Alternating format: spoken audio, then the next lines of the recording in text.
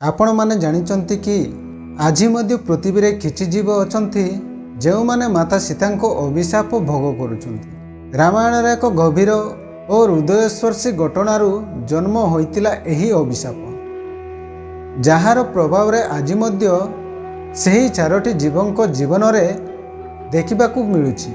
किए से माने काहेकि माता सीता देइतिले एमिति भयंकर अभिशाप एवं कौन यह पछरे थिबा धार्मिक और नैतिक संदेश।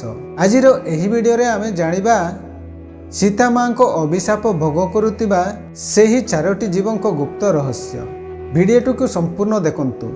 नमस्कार, मु प्रकाश नुआ अध्याय रे आपन को पुणी तरे स्वागत। तो दर्शक बंधु, वीडियो को निश्चय गोटे लाइक करिवे एवं चैनल पाई जदि नुआ ताहेले सब्सक्राइब मध्य करिनेबे, आपन को मोर अनुरोध। आज आमे जानिबा सीता मां को अभिशाप भोग करुतिबा सेही चारोटी जीवों गुप्त रहस्य।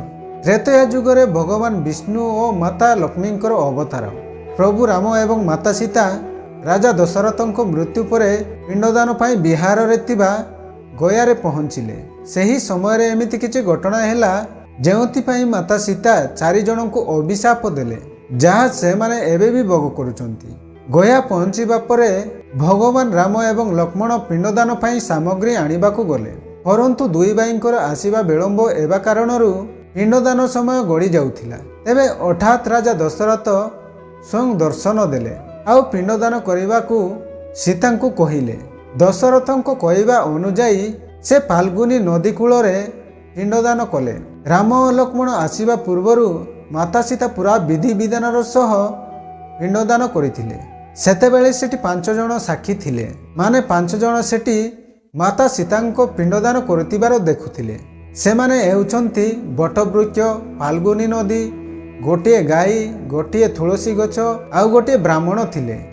जेतेबेले राम लक्ष्मण आसी माता सीता को पाखरे पहुँचिले, से पिंडदान कर सारिचंती बोली कहिले और तांको कथा को सत्य बोली विवेचना करिबा पई सेही 5 जन को पछारिले, किंतु सेमानंक मध्यरु 4 जन मिछ कहिले, केवल बटवृक्ष को छाड़ी। तापरे राजा दशरथंक आत्मा आसी तांको पिंडदान सबु विधि विधानर सह होइछि बोली जणाइले। सेमाने मिछ कहिबारु माता सीता सेमानंको अभिशाप देले। नदी को अभिशाप देले जे सदाबेले माटी तले बहिबो।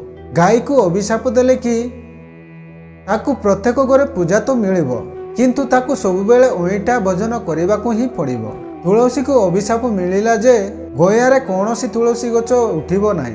आउ ब्राह्मण को अभिशाप देले गयार ब्राह्मण केबे संतुष्ट हेबे नाही, सबुबेले दरिद्र रहिबे। एवं बरगछ को वरदान मिलिला जे गया को पिंडदान करिबा पई जे व्यक्ति आसीबो बरगछ को मध्य पिंडदान करि परिबो। तो दर्शक बंधु, एही घटना रे हमकु शिखाए जे भगवान को स्त्री स्वरूप माननकु अपमान करिबा केवल सेही समयर कथा नुहे, पीढ़ी पर पीढ़ी जाई भोगिबाकू पड़े। माता सीता को अभिशाप केवल दंड नुहे, यह एक धर्मर सतर्क बाणी। जदि आपनकु एही वीडियो भल लगी थाए दयाकरी लाइक करंतु एवं सांग माननको पाखकु शेयर करंतु एवं एभली धार्मिक और रहस्य कथा पाई आम चैनल प्रकाश ज्ञान टीवी को सब्सक्राइब करने को बिल्कुल भूलिबे नहीं।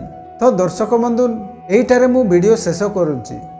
पुणी देखा हेबो नुआ अध्याय रे। रहिली। जय श्री राम।